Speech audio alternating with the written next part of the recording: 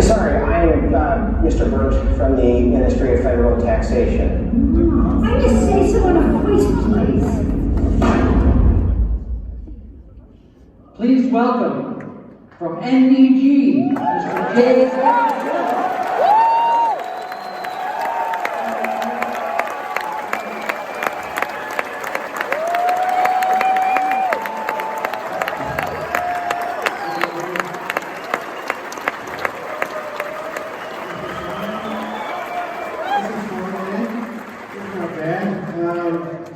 I was about to say thank you all for being here. You're not here for me, so I won't thank you. But listen, I have had the pleasure and honor of having Geddy in my life for well over a decade now, and he's been a uniquely kind and supportive human being, and somebody that I'm truly proud to call a friend. And so, yeah, without further ado, ladies and gentlemen, Geddy Lee.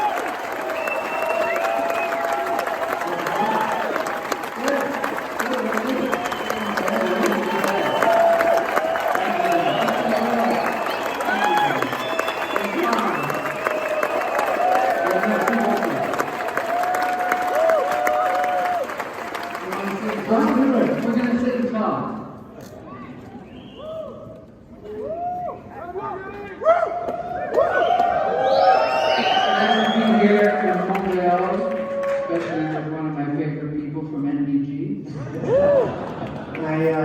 Yeah, first time I think we ever hung out was in N.D.G. I brought you to a place formerly known as Ye Old Orchard on Bankers and Mash. the artist formerly known as Old Orchard. But anyway, so it's so lovely to be here. Thank you for having me. Thank you for coming. And this town obviously loves me.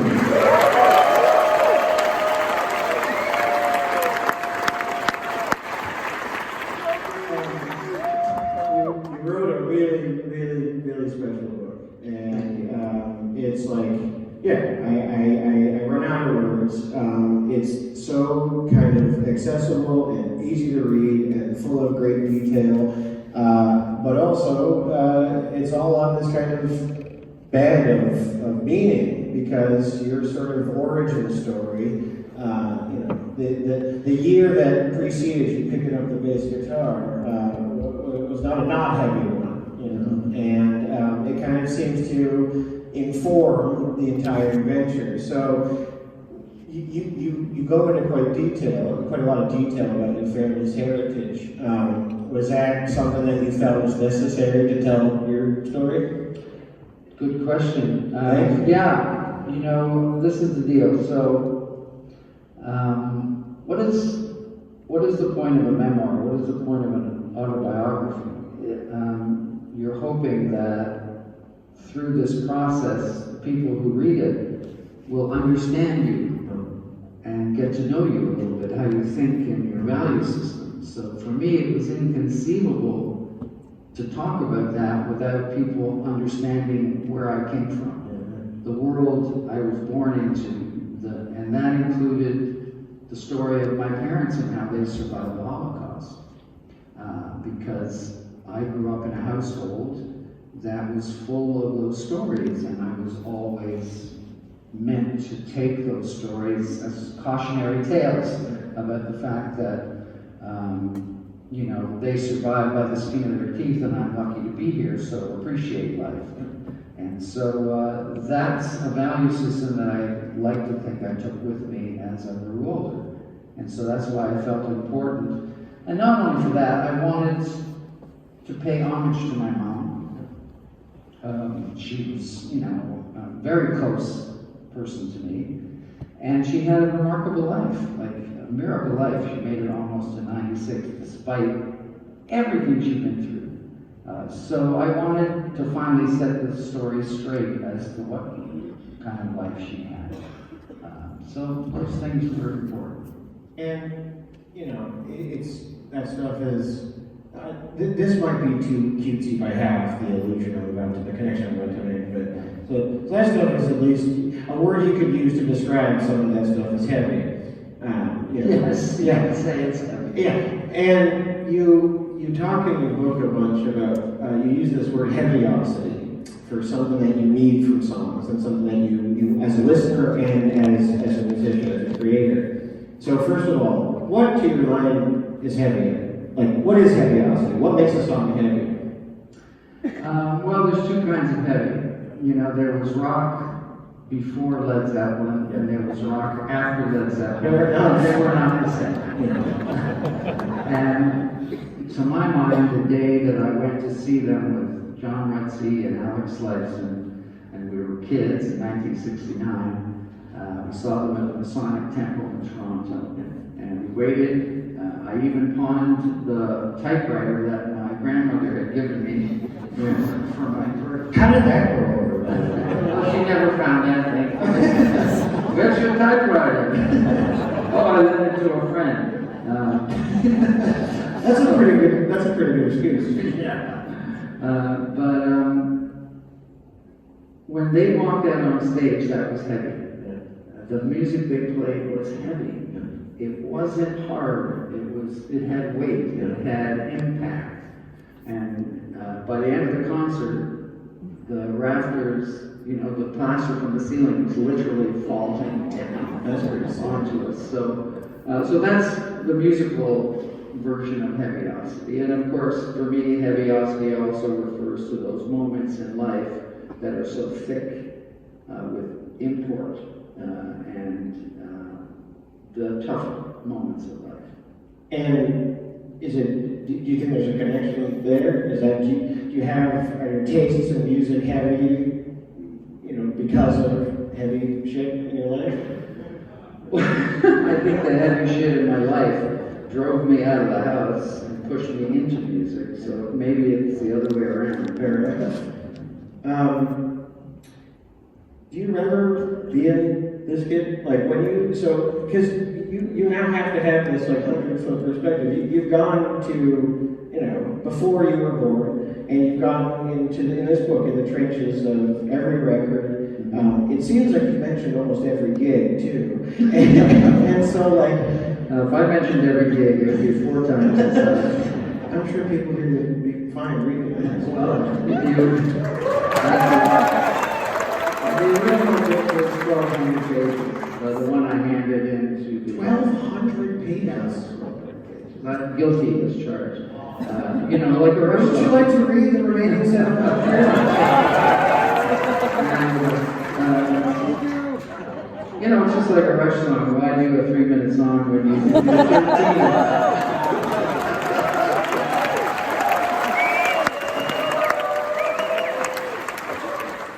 But that kid was 17 on the cover. And that's a photo that was taken by my beautiful wife, who's right now in Paris, and I'm mentioning her. She's here, but she's hiding. And she took that picture when I was 17 years old, dating back for about 3 weeks at that time. So yeah, I remember that kid, but my impression of that kid was very different than I must have been. And that's something I learned through the writing of this book. How do you mean? Well, I always imagined myself as I was shy, quiet, I was quiet, but kind of a wallflower in a way, like too nerdy, too withdrawn. Spending too much time in my head. But when I wrote this book and I traced back my behavior from even when I was 8, 9 years old, that could not have been the behavior of a wallflower, of a reserved inward kid. Because when I was 8 or 9, I saw recently I saw some video footage. My dad used to take Bell and Howell home movies. And in every one, there's my stupid 8-year-old head mugging into the camera, trying to get attention. So that's not the behavior of a shy kid. And I guess it was around 1968, when I had been playing with Rush for a while, 68, early 69, I got kicked out of the band. They actually asked me, let's unpack that. You want to unpack that? Okay. So, here's the story. So I was on my way to rehearsal. At that time, Rush had a 4th member. His name was Lindy Young, and he was a really sweet guy. He played piano and a little bit of guitar. And so one day I'm going to rehearsal and I see Lindy coming towards me. We were rehearsing at his house. Now, just as an aside, Lindy Young had a sister named Nancy, who I ended up marrying. Yeah. Many years later. Well, that's a whole other sordid tale. So anyway, back to this story. So I'm going to rehearsal, and there's Lindy, and he comes up to me and he says, "We'll get," he's looking down and looking around because he's obviously lying, but the rehearsal's canceled because, well, the band broke up. I said, "The band broke up? What do you mean the band? I'm in the band. How did I know this information?" Oh, the band broke up with you. Yeah, the band broke up with me.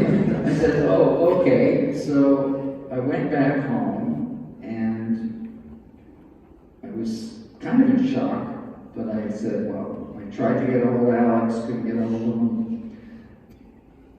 I just moved on. The next day I woke up and I started calling other musicians I knew, and I started a band of my own, and we got rehearsing right away, we got working. Now again, this is not the behavior of a wallflower or a withdrawn kid. This is the behavior of someone that wants something out of life. There's hustle there. Yeah, so that's why I say when I look at that picture, I see one thing, but I felt another thing, and writing this book taught me it's different than I imagined myself.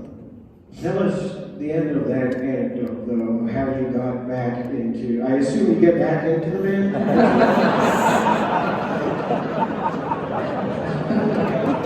You're smart. I feel like there's a piece to the story. Okay, so what happened was, I was gigging with my band, which was at first called Ogilvy. Maybe not the best. Hey, listen, no judgment. And we were doing a lot of gigs, and the band that they had reformed to be was called Hadrian. Oh, yes, Hadrian. And so here's a really terrible story a confession. So the first gig that Hadrian was going to do was at this church called Villa Stangiato Church in the Willow, obviously. But and I had tickets for a concert that night, and I was going to go to the concert, but I was so fucking curious as to what this new band would be that had kicked me out. That I got rid of the tickets and I went to see them. Now, the band I had tickets for was an obscure band called the Jimi Hendrix Experience. I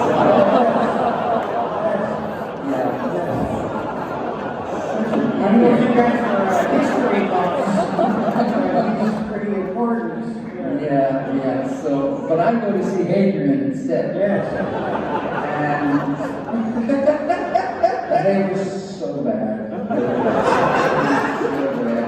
Which made me feel really good. There's a word for that. Yeah. And they lasted one other gig, and then they dissolved into, like a melting sugar cube. A pool of hatred. Yeah, a pool of hatred, exactly right. So I guess it was about 2 months later, I got a phone call from John Rutsey asking me to return to the band. And I said yes, immediately. Now, a lot of people have asked me why I said yes. Yeah. I can only explain it with 2 words: Alex Lifeson.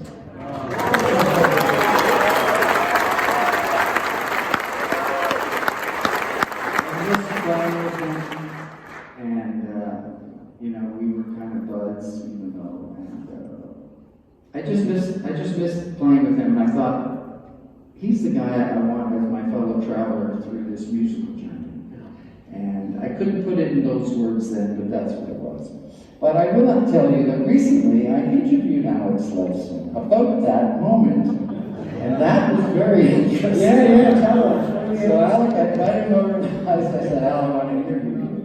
I want to ask you a question I never asked you. And I never did ask him that. I never asked him. I was afraid of the answer, I think. I said, what did you have to say when they kicked me out? Yeah. You asked that recently? I asked that last year when I was working on the book.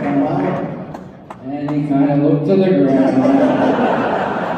And he said, well, Ged, you know, I was just the kind of guy who just went with the flow. He was lying. I just went with the flow, and you know, it was all John Rutsey. We mean the guy's not around anymore. So he blamed everything on John, and that was that.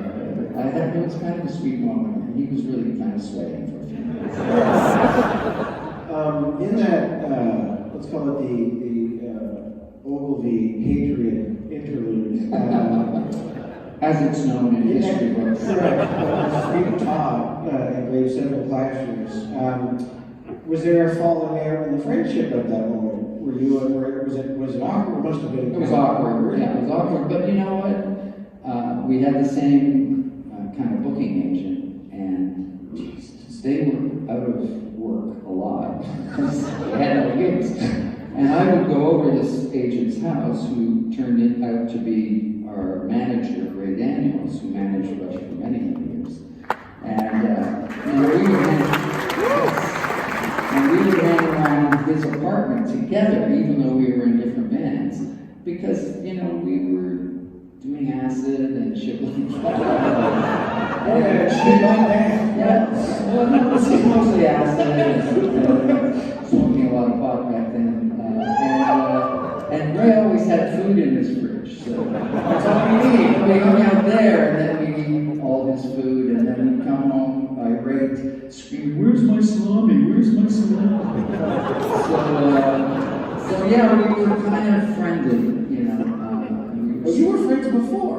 Yeah. Before music, you guys were friends. Yeah, well, I met him in junior high school, and I was introduced to him by someone that is known to people that like that emblem on your Oh yeah, that's right. So I was going to a school called R.J. Lang, and I was one of the Jewish kids from the new Jewish sort of suburb.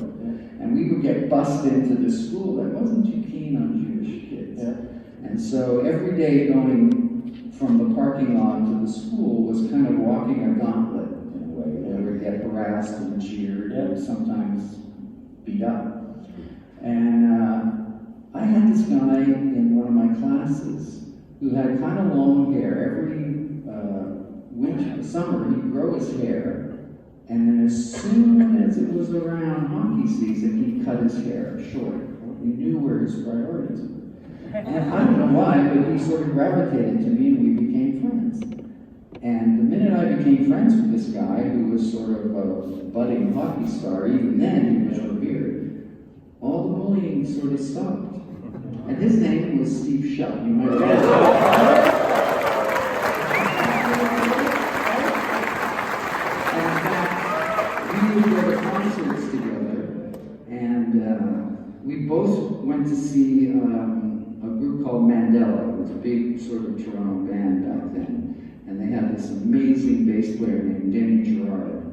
And I loved his playing, and so did Steve. And we both decided we would be bass players, kind of at the same time.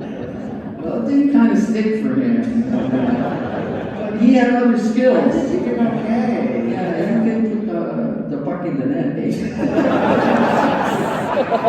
Or he could shoot the puck in the corner. Anyway, we've remained friends all these years, and of course he knew Alex, and he introduced me to Alex, and that's really and so that's such an amazing Canadian history. yeah. he hadn't introduced me, maybe Rush never existed. Whoa! Thank you, Steve Shutt again.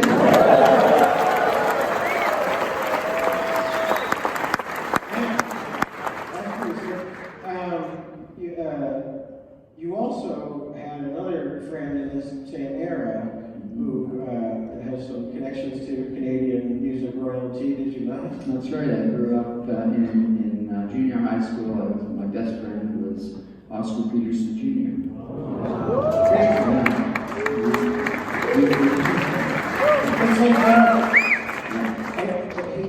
There's this weird sort of misconception.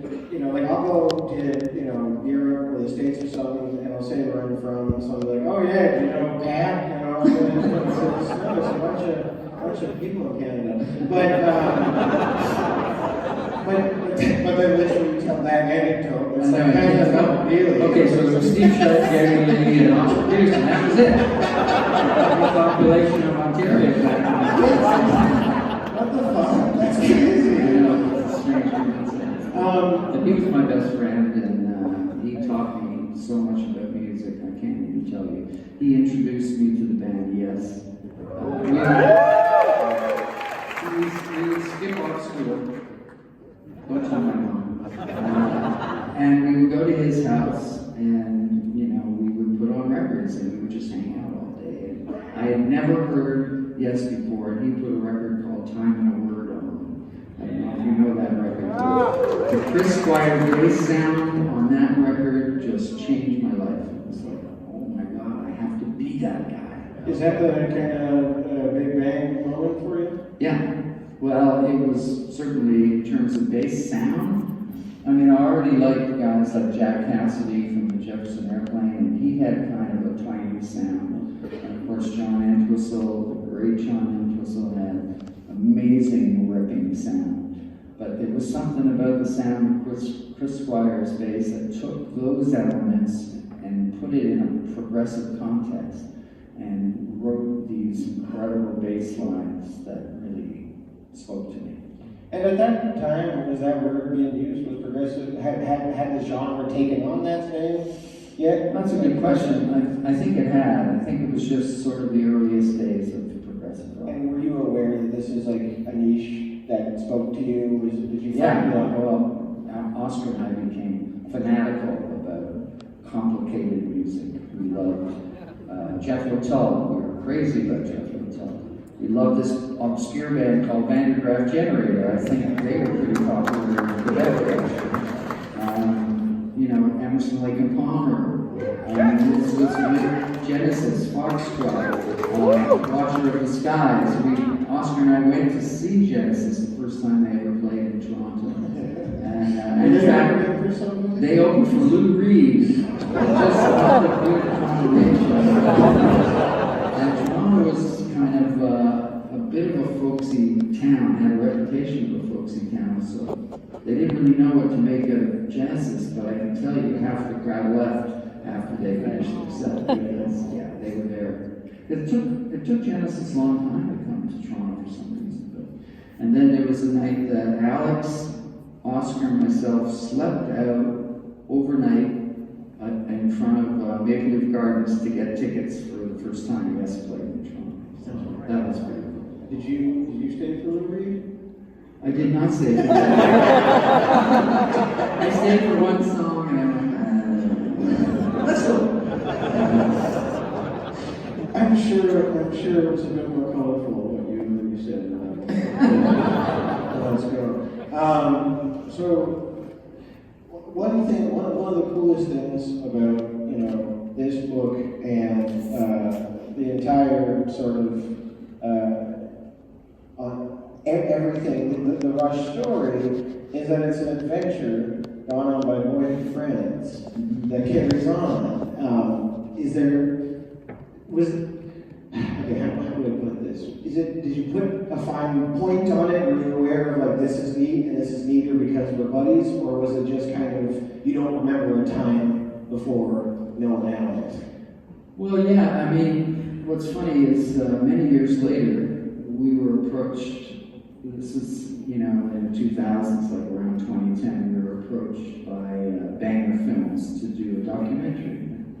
And they came in and we said, why do you want to do a documentary on us? We were like really boring. We don't do anything but play. And they said, no, we're convinced there's a story there. We're not sure what that story is, but we're convinced there's a story there.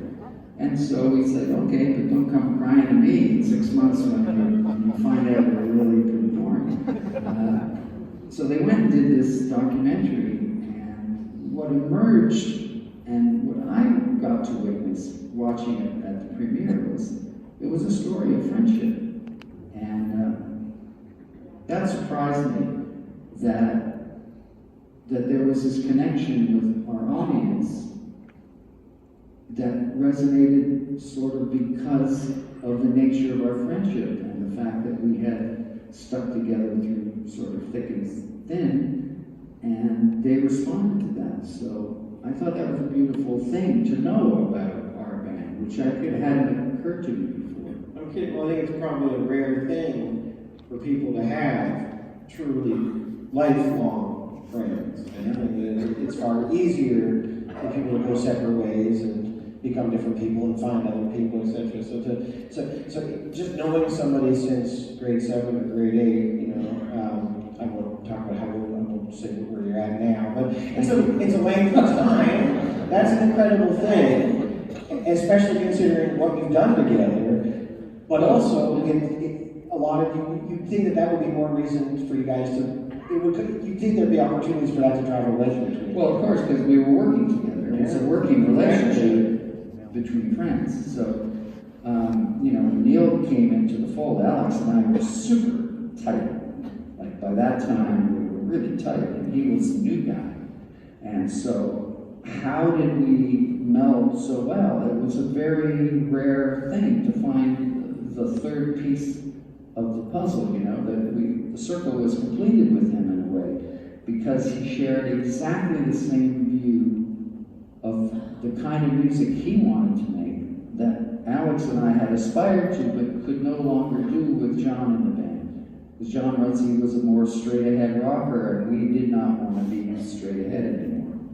And so that was really a big part of the reason that John left the band. I mean, it was complicated because John had diabetes, he had health issues, but he also had a fear, in a way, he had a fear of success, I think. And when we got our record deal in the US in '74, and we were literally a few weeks from debuting on a first American tour, you know, he got cold feet. So, but it was inevitable because we were already looking at other drummers by that time. So, what about something? So it's very rare to have someone walk into your audition, and the audition was a psychedelic moment in life. Yeah.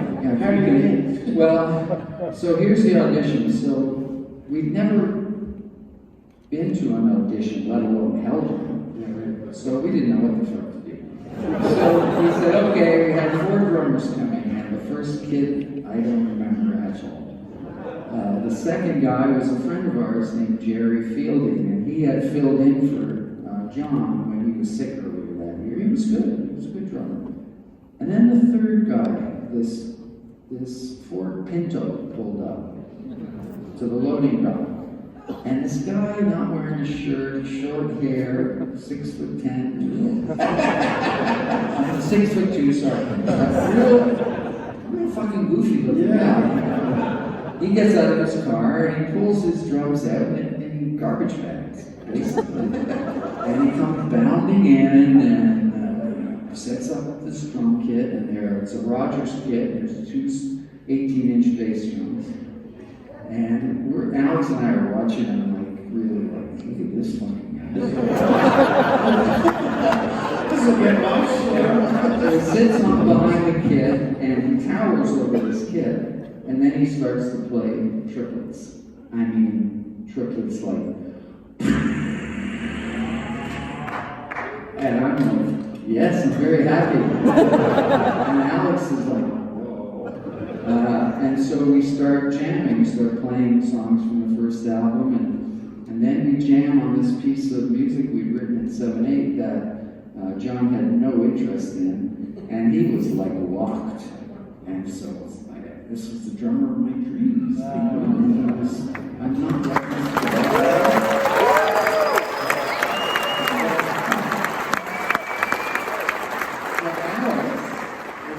Pissed at me because before the audition we said we wouldn't get excited, we wouldn't pick anyone until we heard them all. There was nothing Like buying a car. Yeah, exactly.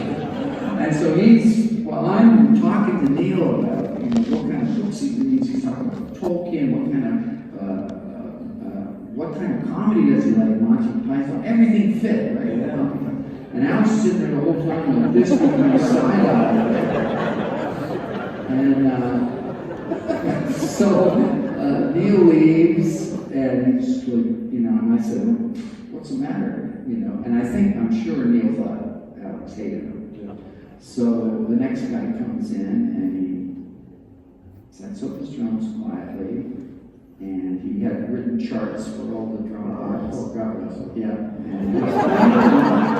And it's like this. It's like this. It goes from to this. And Alex is looking at me going, yeah, okay. And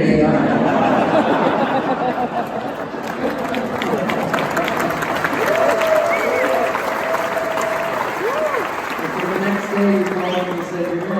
And that was my 21st birthday. So That's incredible. that was the best birthday present ever.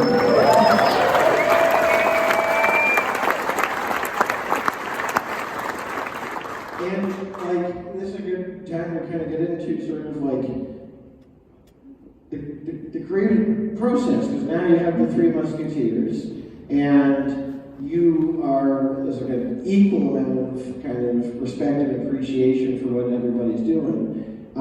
So what is that? How does a song start? Is there a start point to it? Like at a certain point it gets going and you just keep adding to it, but like, is inspiration divine? Does it come to you and you try to unpack what it is? Like, just talk a bit about that. What's that like for the three of you? Well, I think there's some magic about writing a song, and there's no question, but it's also like you could jam for 30 minutes and get one great minute, but that great minute can be just magic. And if you can recognize that minute and say, wait, and you see Al is a very spontaneous player, and he is just effing brilliant, but he doesn't know when he's playing something brilliant, because to him it's all really very interesting. And so he's playing, and I have to go, stop! What did you just play? And I'm going, I don't know. So I learned very quickly I had to have a cassette player playing all the time, because Al plays this stuff without thinking that no one could think of. And so I grab it and I'd say, this is it, and I'd make him listen back to it, and then he'd spend 20 minutes trying to figure it out. So the reason that Rush worked so well is because Alex is spontaneously brilliant, and I have a methodical brain. So I was able to step outside our jam sessions and recognize when we had hit a moment that was golden, or if I played a bass part that I thought was really cool, he had a way of sitting on top of it. And then when Neil came in the band, he shared exactly the same kind of vision with us. And because I was an adventurous bassist, I wanted to play more complicated bass parts. And that's right up his alley, man, because he never wanted to play the same fill twice in the same song. He wouldn't do it. And that suited me just fine. So we got on really well as we learned on those first couple of tours how to be this hyperactive rhythm section. And then Alex and I noticed that he likes to read a lot. Yeah. And we started talking to each other on the very first tour. We said, he's a strange guy, right? It's a bit odd. He's reading books. Yeah, he's reading a lot of books. Like a lot of books. And he wanted to talk about weighty stuff. And Alex just wanted to smoke pot.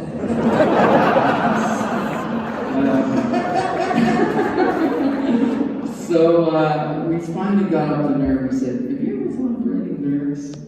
And he said, and we said, "Why don't you try?" "Okay, that sounds good. That sounds good." And he did, and he took to it. I mean, he was a born writer. Who was writing the words before? Well, this is another interesting story. So I go back to when John was in the band. When John was in the band, he used to write the majority of the lyrics. But he was his own worst critic. And so when we were recording the first Rush album, we were playing at this club in Toronto called the Gasworks. And we would play, it was a special place.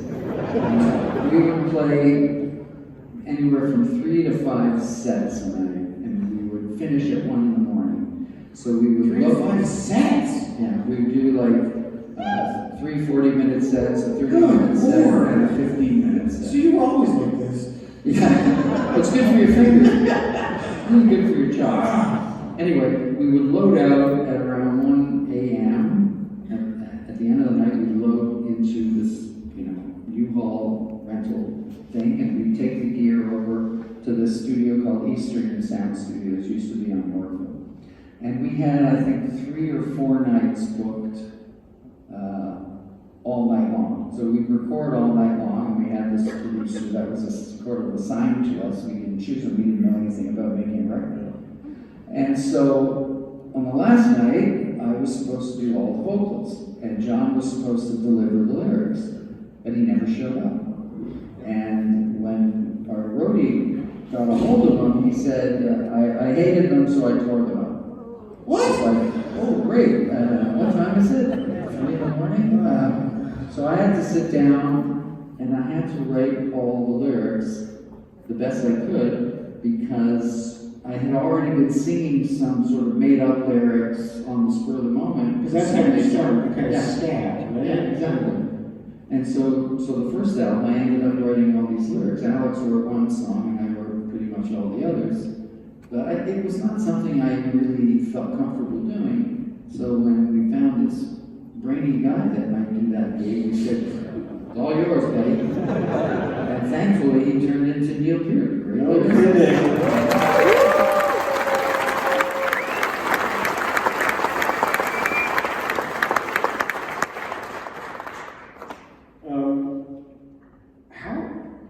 How do you walk the line between, what's the difference between self-indulgent and not self-indulgent? Isn't all art, you could argue that all of it's self-indulgent to a degree, right? Like, so here's my question is, like, how do you know when a thing, because people will say, well, if I like it, if I find it funny, then it's probably good. Or if I like that song, then I would want it, but that's just you, right? So here's my question is, like, is that something that you keep at bay? Is it something you just don't think about? Like, what is the process like for you, and how much of it, like, how self-aware are you as you're doing it?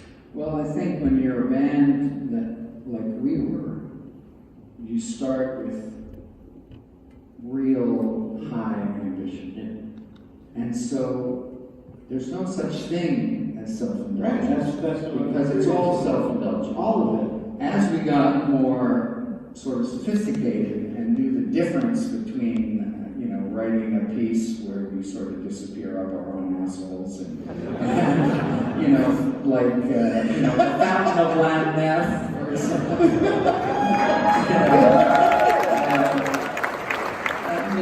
The Fountain of Lamneth was written after smoking a lot of hash. I have to confess. But there are parts of that I just adore still to this day. And so it's all indulgent, of course, but inherent. What's the point of not indulging yourself to try to do something that you get off on? So for us, our goal always was to write music that we would want to hear if we were going to see a band. And so in later years, of course, we would do songs that were instrumental songs. And to us, that seemed like a real indulgence. Yeah.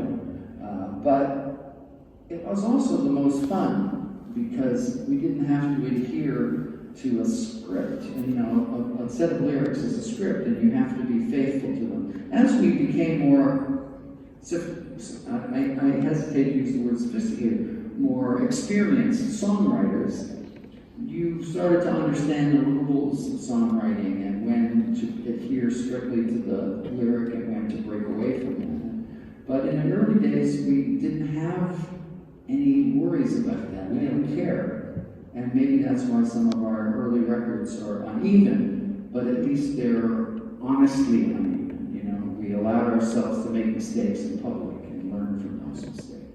At the start, did you guys identify as a heavy act, as a metal band? Would you call yourself that on record one? We always called ourselves sort of, our earliest phrase, we had these little stickers, the first stickers we ever made. We called ourselves Energized Rock. That's right. What does that mean? It was hard rock. We always saw ourselves as a hard rock band with complex aspirations. And the complexity, is that just like a taste thing? Or like where does your interest in that come from? Because you're interested in it as a listener, but also as a musician. And the better, I assume, the better you get at being a musician, the more complex your interest will become. So where does it come from? I think part when you're young, you want to show off. You want to prove to the other kids in your neighborhood you're the better bass player than these other guys. You probably were, though. Well, it was better than Steve Shutt. When I couldn't skate to save my life, so it evened out. But no, I think you're trying to impress in a way, and then after a while, when you have more confidence, you're trying to break new ground, and that's what drives you. You want to make a sound that nobody else has. And you don't want to do something you did already. No. And so when we finally did 2112, I think it was the first record we realized, we have a voice, we have a sound. Nobody sounds like this. So that was really the beginning. That was, in a way, that was really our first album in some ways. Even though the other records I don't denigrate them, they were incredibly important.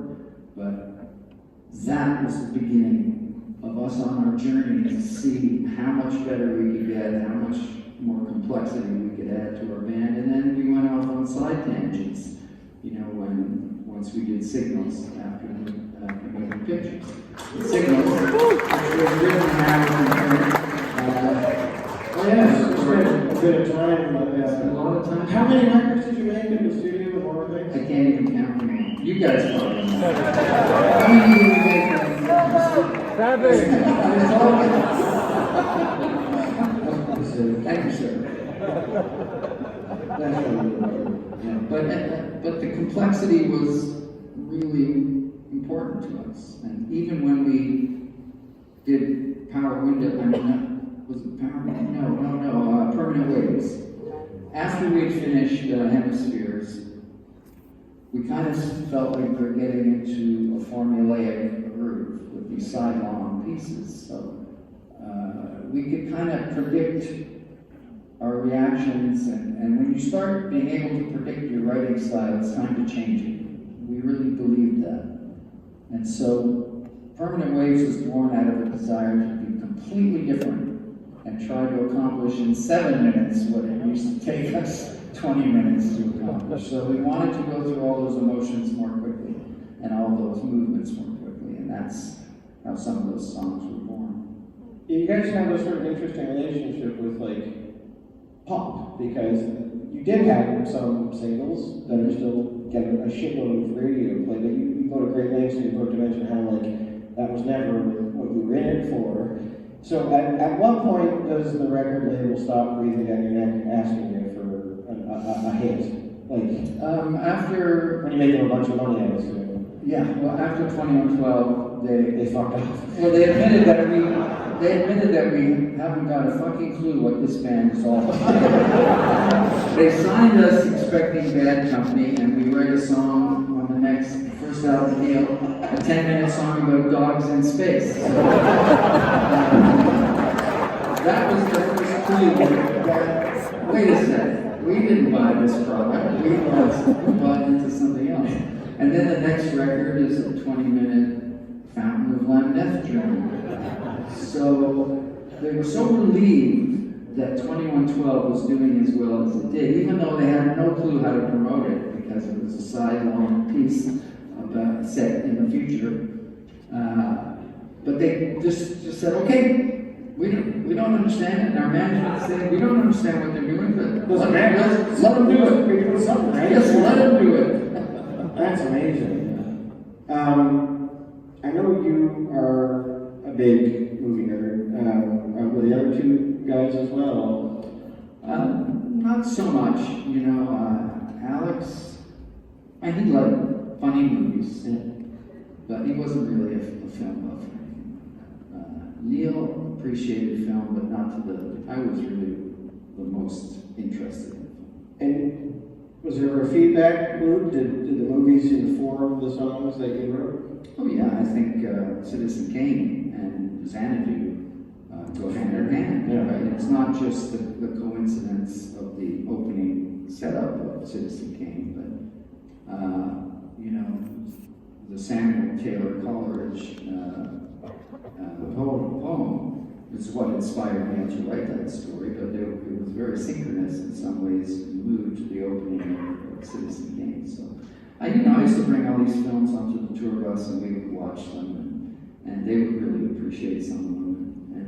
And so we had a little kind of film club on the bus, but sometimes you just needed to watch nonsense, you know, like Woody Allen films or Mel Brooks films. Yeah, absolutely. Yeah. Is it time for? I think he's just walking. Yeah. Oh, it is. Okay. Oh. Would you? You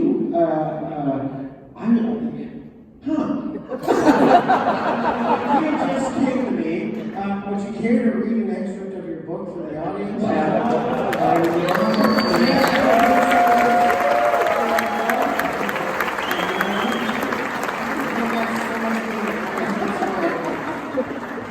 Thank you. Sure, I will read something. So we're talking about early music and things like that. So let's talk about my voice.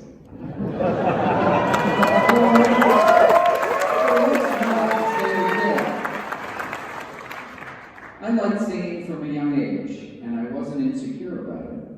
I sang in the choir for a short time in public school, and later, when I did my bar mitzvah of Torah, I was told I had a beautiful voice. You should be a cantor, my mom's friends would say. No thanks, I would say.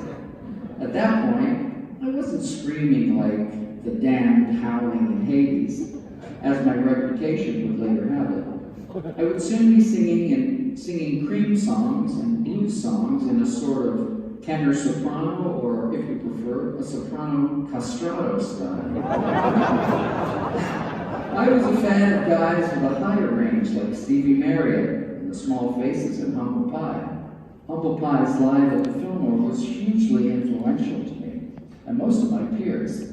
I Don't Need No Doctor was a huge vocal song to me, and you can hear its influence in my early singing in Rush. I would later often be compared to Robert Plant, and while he certainly pushed me into higher registers, I think a comparison with Marriott is a bit more accurate. He had a soulful voice with a strong vibrato, but he really rocked. Soon, John Anderson's mellifluous singing would affect me too. He had a high range, but his voice wasn't scratchy or abrasive. It was beautiful, soulful, and emotive, not unlike a schoolboy chorister. I really wanted to sing like that. Another singer who impressed me was Roger Hodgson on the early Supertramp records, and I liked both Paul Simon and Joni Mitchell a lot. Through the years, there were, of course, many others. I was a huge fan of Bjork later in life. No one would think to make that connection, but there are certain words I sing in Rush in a very Bjork-like manner. I'm not going to tell you which ones they are, you have to find them. I wasn't aiming for raspiness, I just responded intuitively. Where my voice went was out of necessity, relating to what we were writing and the key we were writing it in. too savvy about keys. If the key we wrote a song in felt right, it would just have to do, and I would have to make my voice adapt. What we came to learn was that in certain lower registers, my voice lacked power. But when I booted it up an octave, there was the power. Watching the movie Coda recently, I was struck by the scene in which the choir teacher tries to bring out his students' inner frustrations, coaxing her to sing from the gut. She's the only hearing member of a deaf family. Even if it's an ugly sound, he says, it will feel good. Turn your angst into power.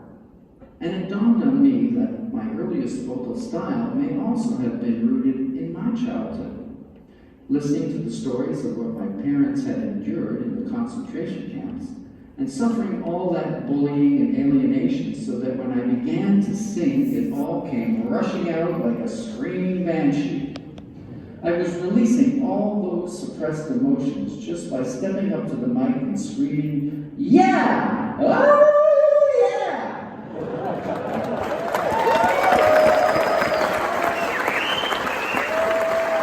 Of course, then I had to learn how to actually sing. John Griffin once wrote in the Montreal Gazette that I sounded like a guinea pig with an amphetamine habit.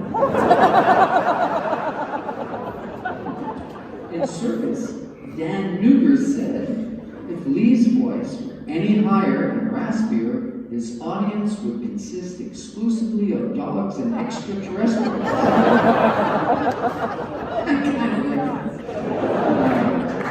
And in 1979, perhaps kindlier, John Rockwell would comment in the New York Times, Mr. Lee sings in a spare but unusual way, a brittle and androgynous tenor. Okay. So yeah, my style did come across to some as quite abrasive, especially before we began making records. But you have to put yourself back in 1974. It's all context, right? In 2023, our collective ears have become much more open. We've heard every style of music, every kind of singer, bands way heavier than Rush, vocalists even shriekier than I used to be. So imagine that you're a critic back then, sitting in a reverberant arena. There's this three-piece band you don't know, and this hairy guy is shouting at you. I get that if you consider yourself more sophisticated than the average music fan, our 20 minutes on stage must have seemed a loud mess. But we were truly into it, playing our parts with honest conviction, and raw or not, we were connecting with a growing number of people.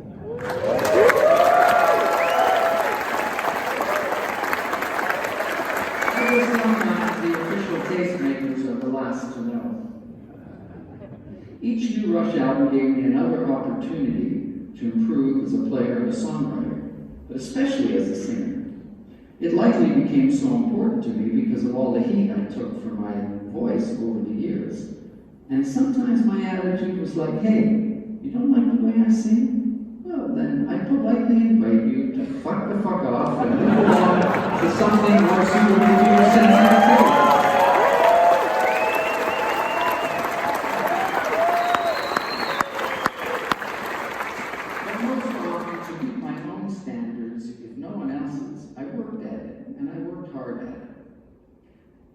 Then there's singing with a cold. There was really nothing worse than going out on stage in that condition, becoming hoarse, singing badly, unable to hit the notes, and I did it far too many times. That was a special kind of torture. With our show must go on attitude, we resisted canceling unless it was absolutely unavoidable. And I went on stage with tonsillitis, croup coughs, and even a bloody nose, swallowing blood. And with this nose, that's a fuck of a lot of blood. And I would feed a spittoon throughout the show. When I was sick, my bass tech Scully would also keep a shit ton of Kleenex and a wastebasket at the side of the stage and run out between songs with hot tea, honey, and lemon. One time, my ears became so congested that my trusty ENT doctor in Toronto had to puncture one of my eardrums to drain the fluid out. simply so I could fly to the next gig, which was in fact Montreal. When you're flying on tour, during decompression at altitude, the fluid in your sinus cavities becomes excruciatingly painful, and it can leave you deaf for days, and that's a whole lot of fun. So there I was in the doctor's office. He puts in the needle, and I scream bloody murder. And then, while leaving his office, I noticed a young kid in the waiting room, pale as a ghost, staring at me in horror. I'm holding my ear. And I said with a wink, "You're up, kid." Thank you.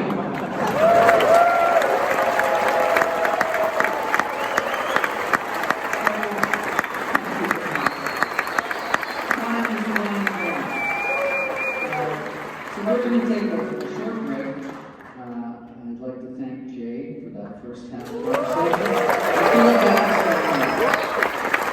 We'll be back in about 15 minutes. And before I go, I'd just like to say, check this. There's a TV show I'm doing. Check out this trailer for me. You might dig it.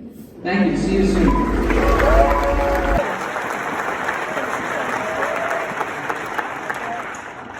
You know me as Geddy Lee, but my birth name was Gershon Eliezer Weinberg, after my maternal grandfather, who was murdered in the Holocaust. As per tradition, my mother, her sister, and her brother all named their firstborn male children in his honor.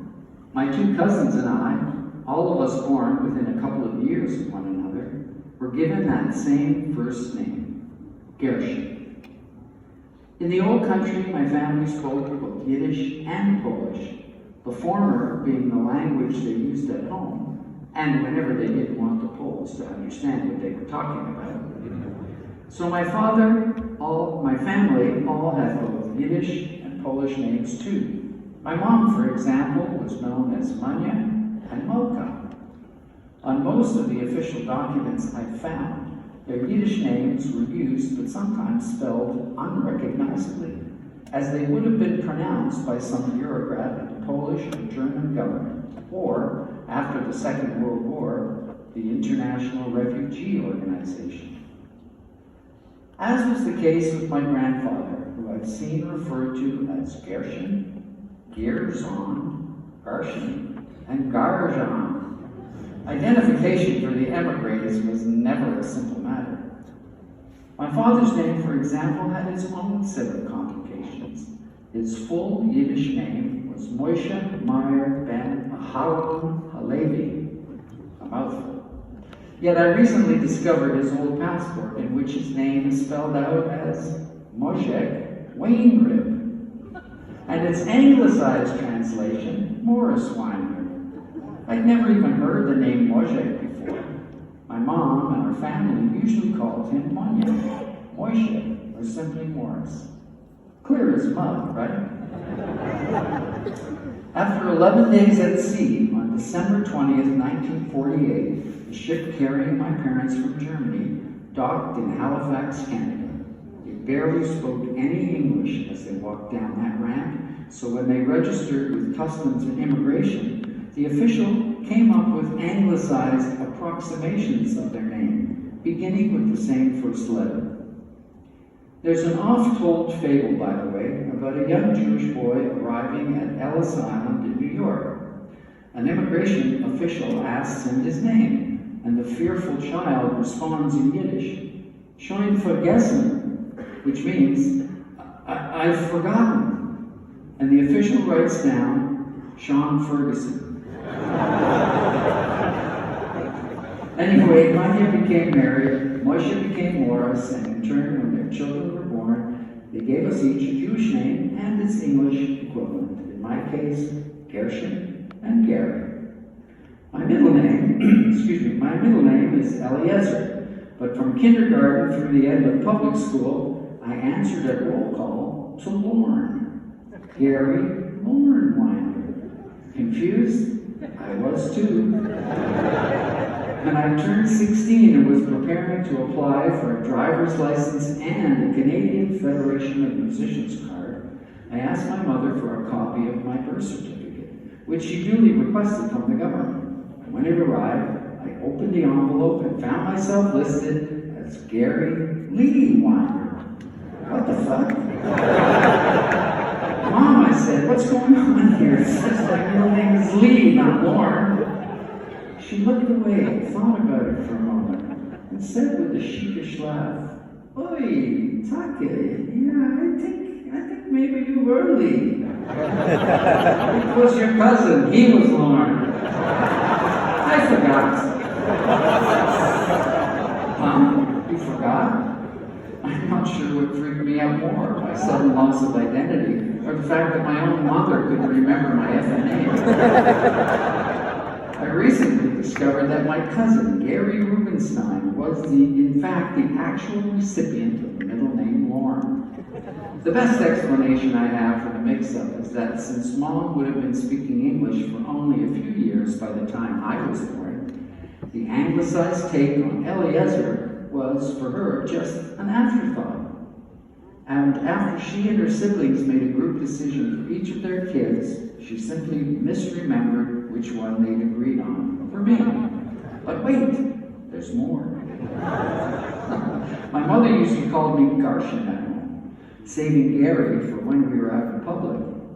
Then one day in my early teens, I was hanging out in front of our house with my pal, Bird, when she called me indoors for supper. Geddy, come into the house. Hey, Bird said, if your name is Gary, how come your mom just called you Geddy? I said she didn't. Her accent only makes it sound like that. He laughed and said, well, I'm going to start calling you that too. And that was that. It stuck. And before long, all of my friends were calling me Geddy.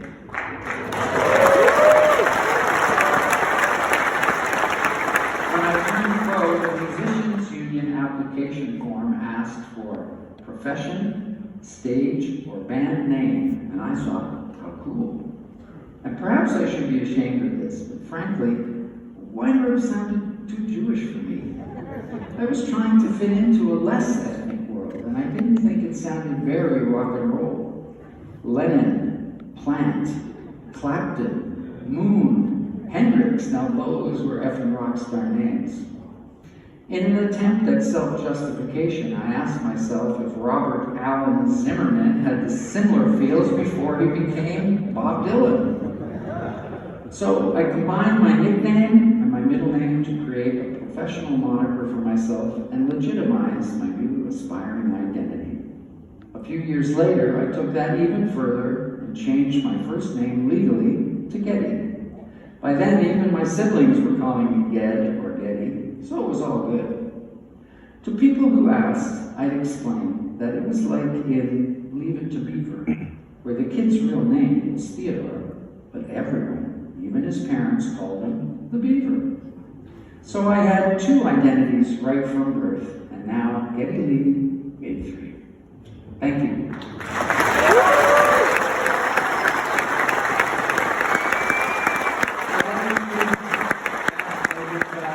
Come back out here and help me with these questions from you guys.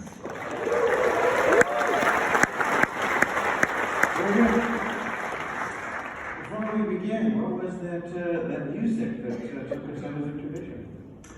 Okay, so this is the story. While I was writing this memoir, my co-writer, co-producer, and good friend Ben Mink, who helped me make My Favorite Headache, he found a tape that we'd forgotten.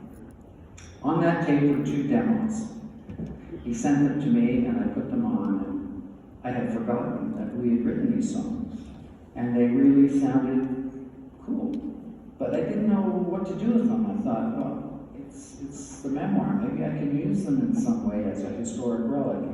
So I called a friend of mine and someone who's produced Rush in the past, also Tool, and also Peter Gabriel, David Baruchel, I don't know if you know that name. A very talented guy and a good guy. And I said, come on over, listen to these songs, tell me what the fuck I should do with them. So he came over and he loved them. And he said, let me clean them up. oh, you know, they're well recorded. We just probably need to put some new drums on it and mix it, and away we go. So about a month later, he sent me these finished mixes, and I was really quite shocked how well they had stood up.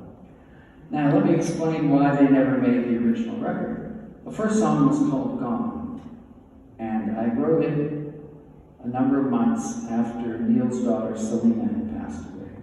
And we were all grappling with that sudden loss, a painful loss. And it struck me that I had other losses where, you know, you just don't know what to do when someone is suddenly gone, disappeared from your life. So even though it was not specifically about Selena, it was inspired by that, and I felt it was too close to the bone, considering what Neil was going through, to put on my record. The other song was about my relationship with that woman named Nancy Young. And it sort of describes a time when we were talking, arguing, you could say, or trying to get on the same page. And so, again, I thought it was a little too personal, so that's why I never made it. But now they're finished. They're on my audiobook if you want to hear them, and also they'll be released later this week on radio and wherever you find music these days. That's cool.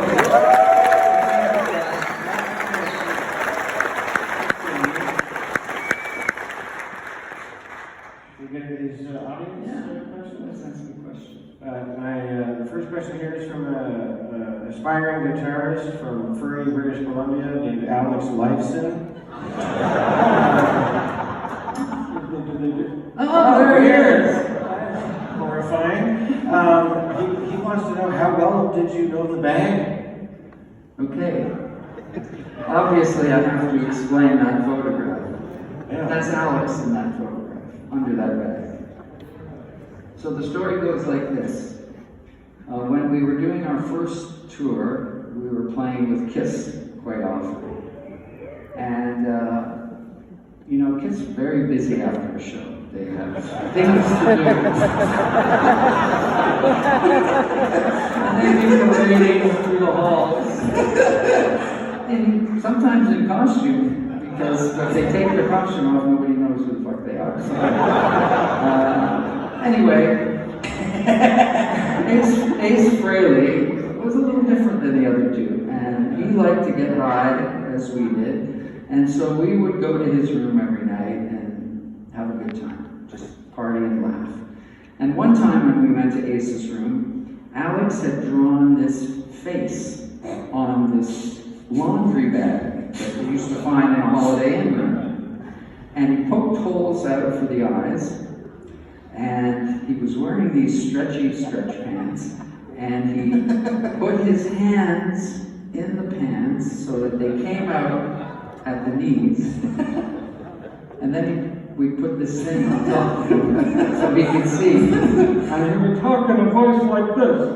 And every time he did it, Ace would laugh hysterically. And he had a laugh that made you laugh. He would laugh like, yeah! Oh, Alex, it's so funny.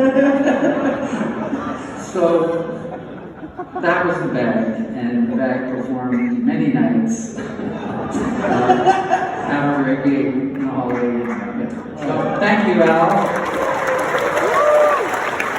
By the way, this picture came from Ace Frehley's memoir. It looks like a crime scene. It looks like evidence. All right, so the first actual one is from Junior Carrier from Montreal. What's his name? Junior Carrier. Junior Carrier. Carrier, where are you? Let me see. Hey! Hi, how are you? He's seen all the shows in Quebec since 1994 when he was 14 years old and did 800 kilometers to see counterparts.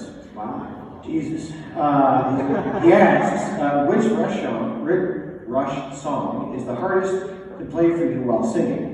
And he says, by the way, you deserve an Oscar for your performance in Murdoch Mysteries.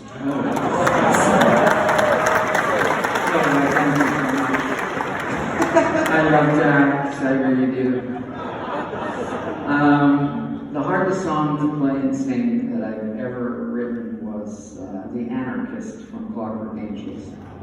Because I wrote that song on bass first, obviously, and when we put the kind of bed track together in the demo stage, I wrote this melody without thinking about what the bass part was. And it wasn't until after we finished production of the record and I was in rehearsal where I realized they're so completely different rhythmically. There was no meaning in the middle. You know, usually when, you know, my bass part would follow a pattern and the voice sort of slips into it, but that one was just impossible. So I spent weeks literally playing the one song just on bass, didn't try singing it, until I didn't have to think about the bass part at all. And then I would have to really concentrate, and then I could do it. I figured out a way I could do it. So when I started playing it live, it's the one song I have to sort of split myself like a drummer does. You know, drummers have independence. Bass players not always have independence, so it was a real challenge. But thank you for asking the question.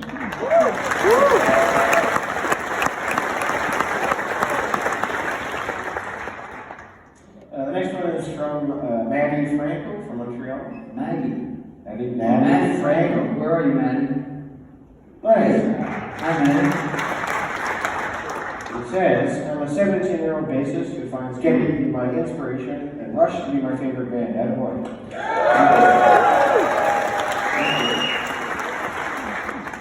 He asks, what's the key to becoming as good a bassist as you? I know you're probably going to say practice, but there's something else I noticed.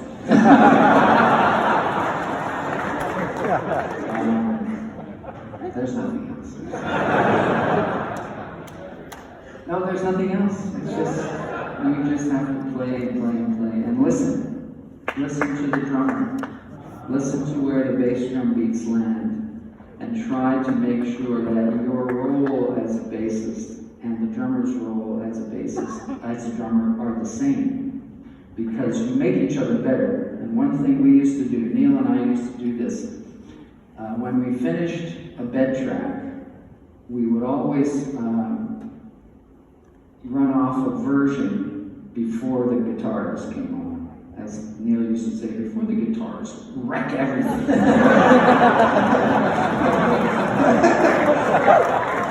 And you can really hear, I should dig those up, maybe release them for fans, they might find it interesting, but you can really hear the interplay and how we are listening to each other. So that's my advice to you, practice and listen.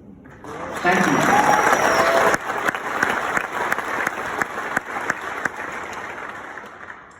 Next one is from Mario from Moncton.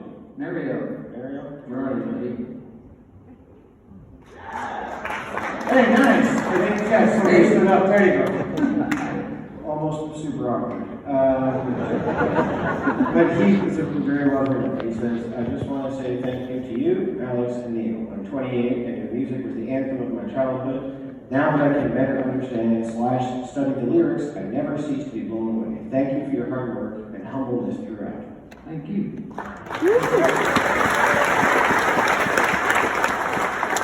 In just one word, so fucking, it's on you, buddy. In just one word, you're going to get this right. How would you describe the chemistry you, Alex, and Neil developed as you were traveling across the hemisphere? One word? That's hard, dude. Humor.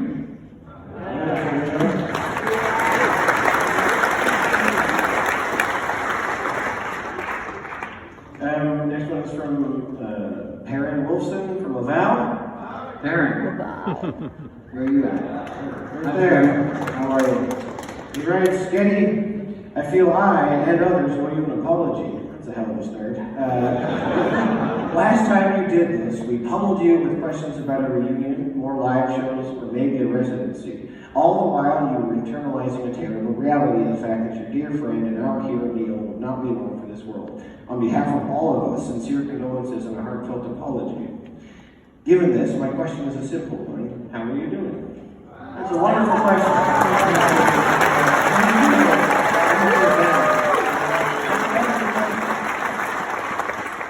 Don't feel bad. Life is hard, unpredictable, and you lose people, and you have to figure out a way to deal with it, to carry on. Because the person you lost wouldn't want you not to carry on.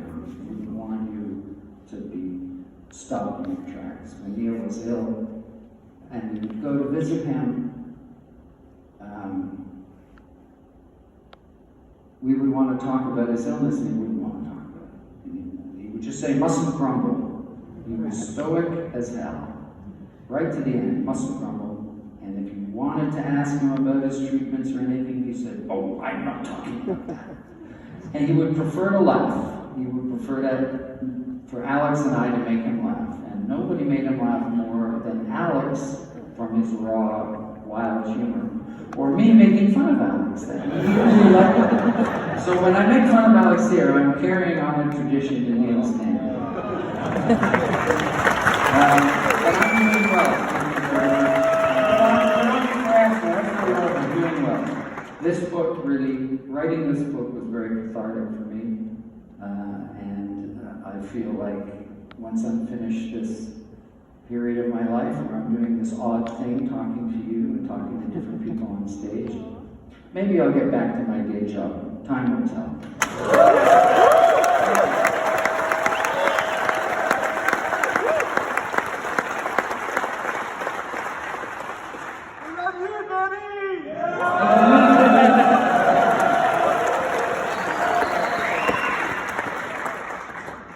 Next is from Edison Ramirez from Montreal.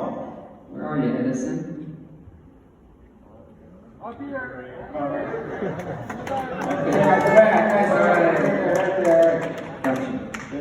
I'm a huge fan since 1989. I was 15 years old. I played bass, Glee signature Fender jazz bass. I am a Spanish native, but I live in Montreal since 1978. What are your best memories of Montreal with Rush? Oh, man, I have so many memories of this area. We had great shows in Montreal for sure. First show I think we did here, we were opening for Nazareth. Then we recorded 60 miles up the road, you know, in Morin Heights. And on days off we would come in, sometimes to see the Habs, visit Shutt, sometimes to see the Expos. That's how I met them.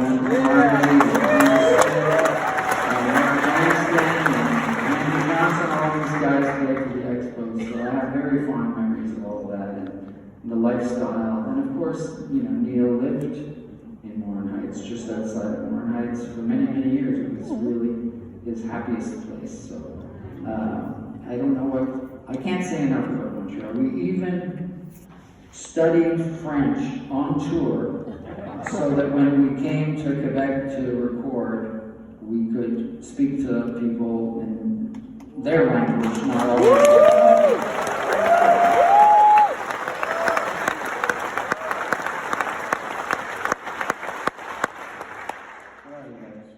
The next one is from Jean-François Ferland from Montreal.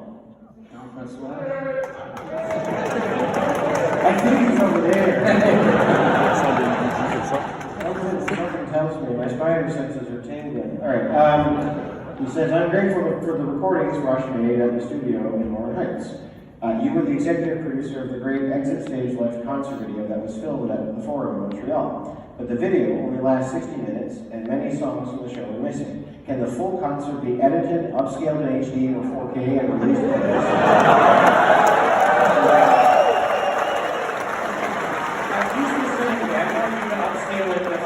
I'll get right on that.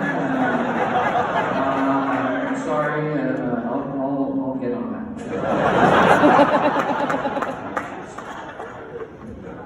The next one's from Michael Bornasian or Bornasian from Montreal.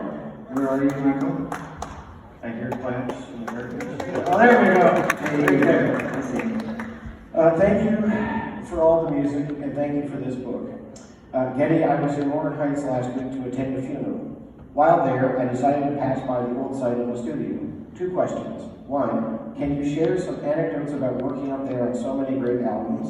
And 2, has there ever been any discussion within the Rush camp about helping to resurrect the studio on the site, or perhaps helping to build a commemorative monument there?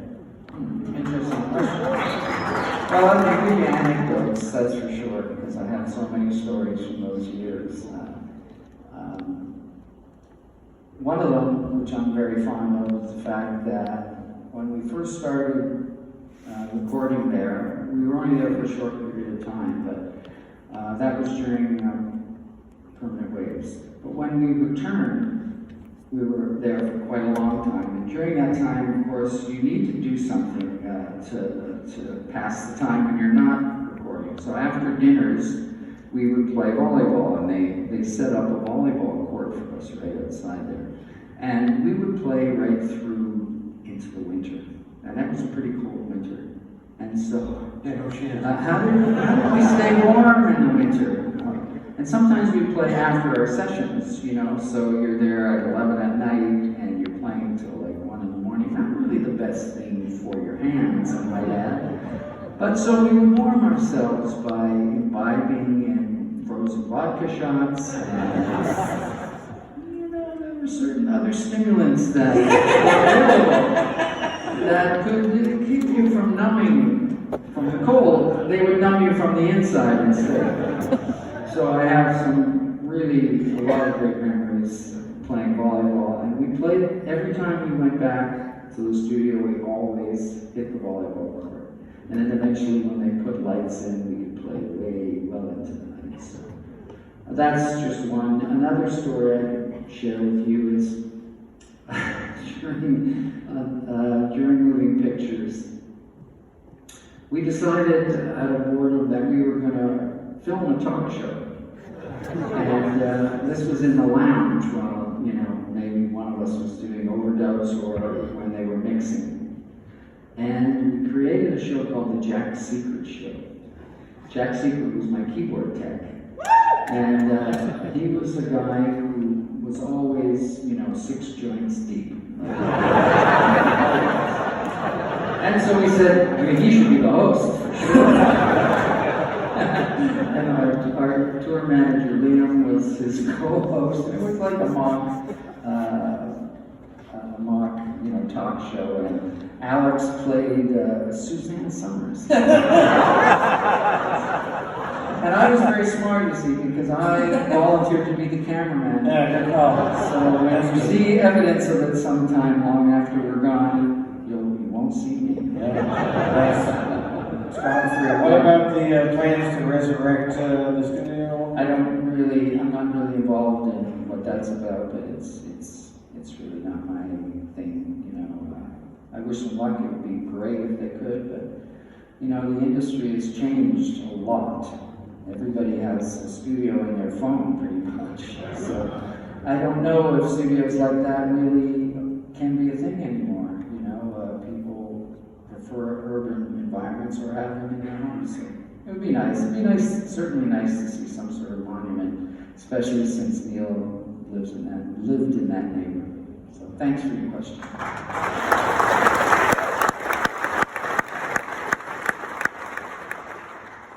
All right, Philippe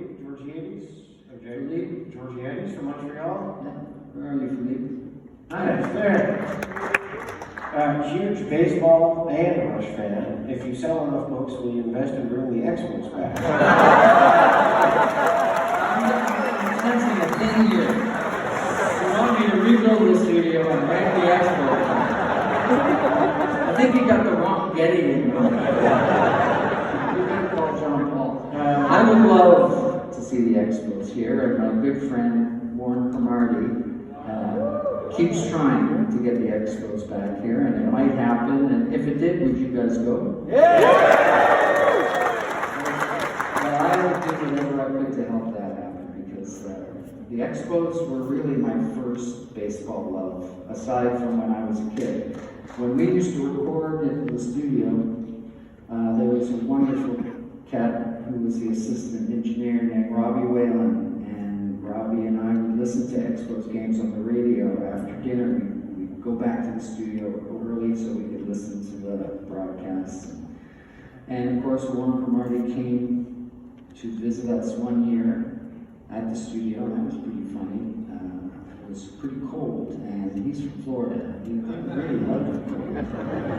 So his car got stuck, and that was a real treat to watch. Yeah, what's the story behind the Warren Cromartie High School? Yeah, okay, so that's really what happened. He came up a second time to visit us, and we sort of became pals. And when we were designing the cover for Signals, if you look at that town plan, all the names are inside jokes. You know, they're all our nicknames or some other ridiculous connection to us. And so we thought he'd get a kick out of having Warren Cromartie secondary school. Which would be nice if that happened. Yeah, that's cool. Charles Gale from Montreal.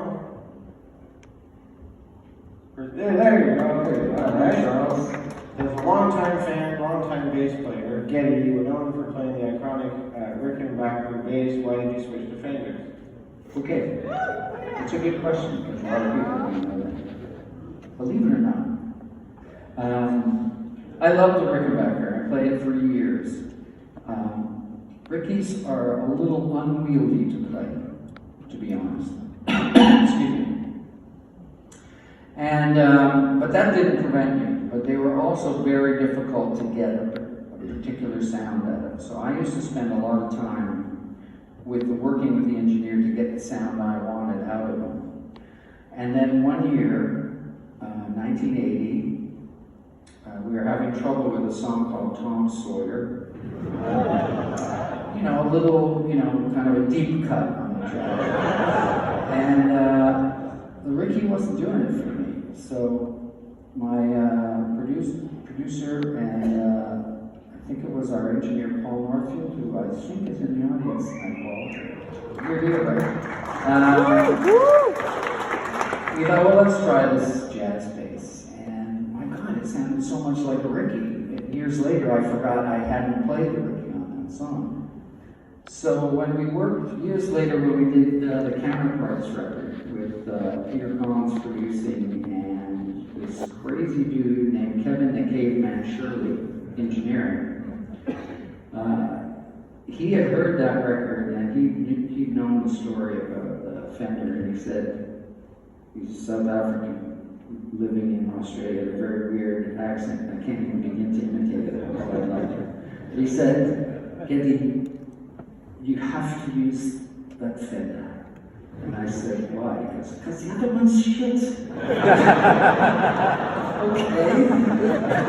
Don't hold back now. Anyway, we used it for all of Counterparts, and I just fell in love with the bottom end I was getting. And there was nothing wrong with the Ricky, but I just sort of fell in love with the bottom end I was getting out of the Fender, and so I played it for that tour, and there was no looking back for me. So I was a Fender guy then. So that's the story. Thank you.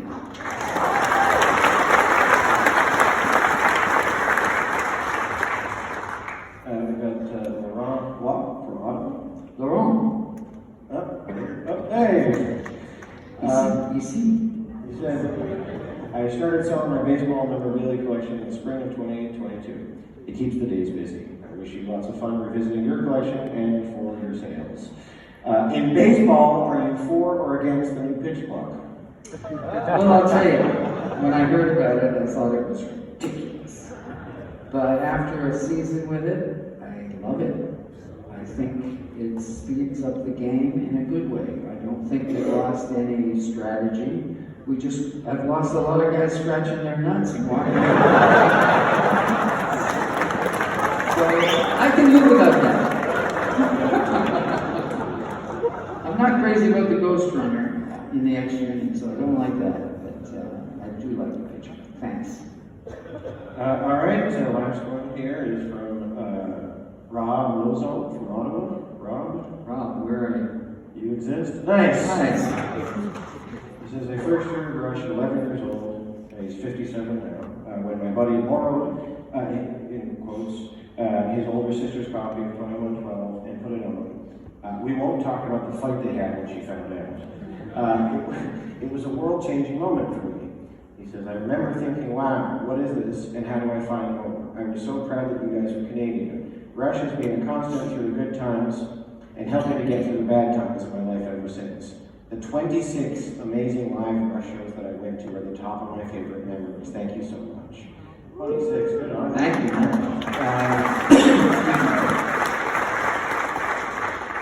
To me, Villa Stangiato is truly one of the most amazing pieces of music I've ever heard, and no matter how many times I listen to it, it moves me, and I always sit there for a few seconds at the end and just say to myself, wow. I have seen that you have said it exceeded your abilities. I'm wondering if you could talk a bit about the process of how it all came together. Was there a, wow, this is pretty incredible moment? Thanks so much. Okay, so the Villa Stangiato is a classic story in my mind because we wanted, when we wrote it, we wanted it to be recorded in one take. You know, it's about 11-minute song, something like that, maybe more. And it's a little complicated.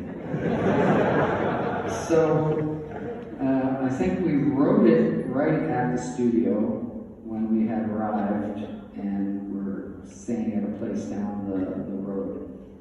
And it came together in a really fun way because we had all these individual parts that we liked, but we didn't really have a place for them, so we decided to just stick them all together in an interconnecting way and come up with really goofy names for all of them and give it a name in a language that doesn't exist. Villa Stangiato, there's no such word as Stangiato. It's just a made-up thing.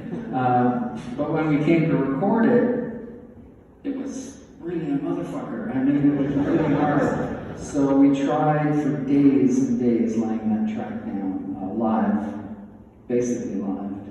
And finally we had to say uncle, and we recorded it in 3 sections and then edited them together, and that's how the song came together. But the funny thing is, after that album was finished, we went to do a video for it. And at that point, Neil was going through a real, I hate videos, I will not lip sync, I will not pretend to play the drums. He was going through that period, which wasn't the first time he had said that. So he said, well, why don't we just record it live at, I think it was Massey Hall. I think Massey Hall was empty that day, and we booked a mobile unit, and we went over there, and we recorded a couple of songs, and the Villa Stangiato was one of them.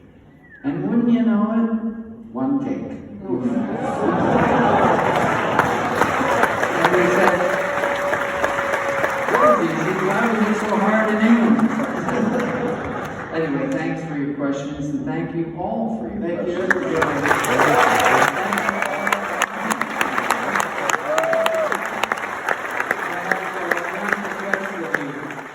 Before we leave, I would like us to have our picture taken with you. So, if you could turn the house lights on, please. And we're going to have this gentleman here. Let's put the wheels out of the way.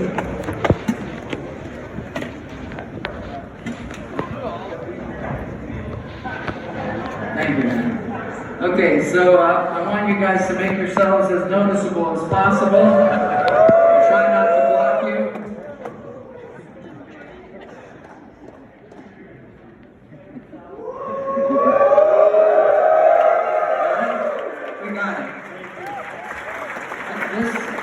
This will be available on Rush.com for you to download, and you can have a high-res version of it. And in that little program we gave out when you came in, there's a space you can put it in if you want to. So just let me say, merci, thank you, thank you.